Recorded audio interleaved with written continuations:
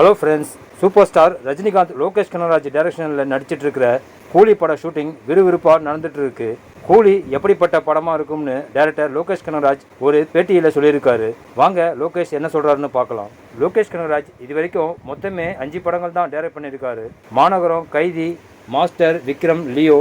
அவர் direct பண்ண இந்த படங்கள் எல்லாமே சூப்பர் ஹிட் மூவி. கைதி, மாஸ்டர், விக்ரம், லியோ இந்த படங்களில் பார்த்தீங்கன்னா ட்ரக்ஸ், கஞ்சா, சரக்குன்னு போதைப் பொருட்கள் சம்பந்தமான காட்சிகள் நிறைய இருக்கும். இதில் விக்ரம், லியோ, கைதி படங்களை ட்ரக் டீலிங் சம்பந்தமான படமாக தான் லோகேஷ் கனகராஜ் எடுத்திருப்பாரு.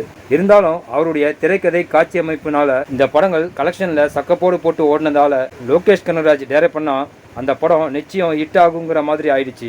அதனால சினிமா இண்டஸ்ட்ரியில் லோகேஷ் கனகராஜ் மோஸ்ட் வாண்டட் டைரக்டராக மாறிட்டாரு. இந்த சூழ்நிலையில தான் லியோக்கு அடுத்து லோகேஷ் கனகராஜ் டைரக்ஷனில் சூப்பர் ஸ்டார் ரஜினிகாந்த் கூலி படத்தில் நடிச்சிட்டு இருக்காரு. கூலி படத்தோட டைட்டில் டீசர் ரிலீஸ் ஆகி படத்தோட எக்ஸ்பெக்டேஷன்ஸை அதிகமாக்கிடுச்சு.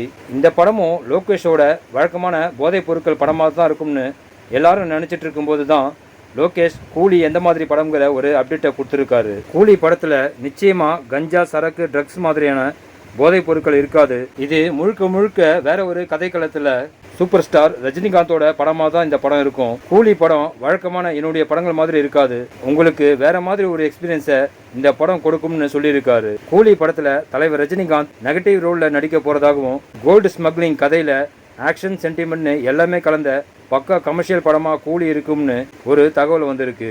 ஓகே ஃப்ரெண்ட்ஸ், லோகேஷ் டைரக்ட் பண்ண எந்த படம் உங்களுடைய ஃபேவரட் மூவின்னு கமெண்ட்டில் சொல்லுங்கள். நெக்ஸ்ட் வீடியோ சந்திக்கலாம். ஓகே, தேங்க்யூ, பாய்.